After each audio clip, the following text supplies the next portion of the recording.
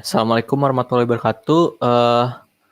Selamat pagi Pak Surya dan kakak-kakak Aslab. Saya Muhammad Taufal Isyam ingin presentasikan modul 7 praktikum sensor aktuator tentang sensor induktif.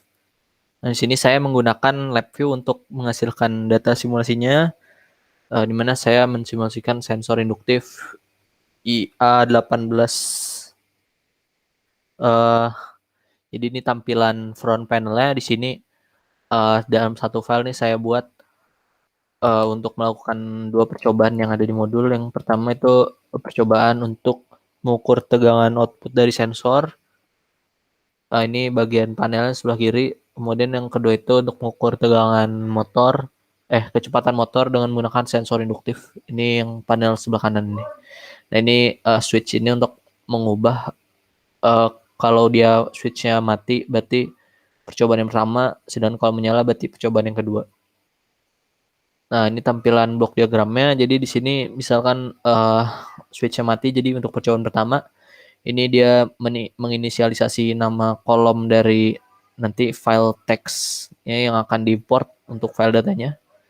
Kemudian ini ada loop while untuk mensimulasikannya. Kemudian terakhir disimpan datanya dalam bentuk teks.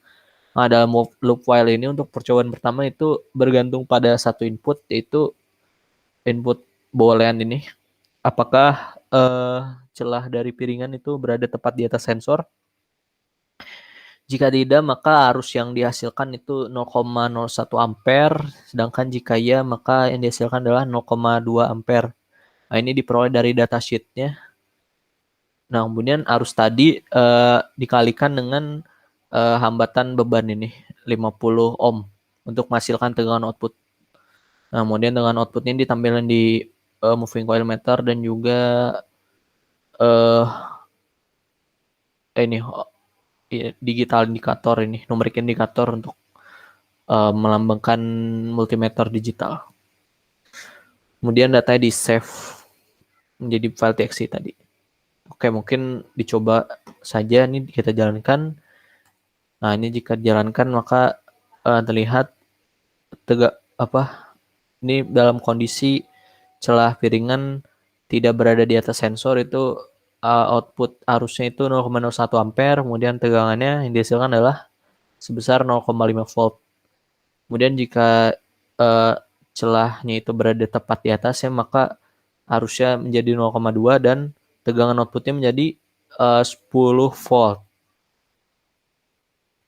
Nah, ini kemudian jika diklik stop, maka datanya di save. Nah,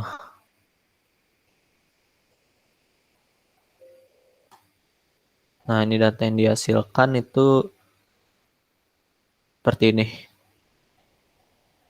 Kemudian untuk percobaan kedua itu ini switch-nya dinyalakan, maka nanti kita pakai panel yang sebelah sini.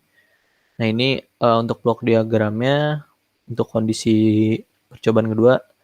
Ini untuk inisialisasi file text-nya, kemudian ini simulasinya. Jadi di sini inputnya hanya satu, yaitu ini tegangan motornya.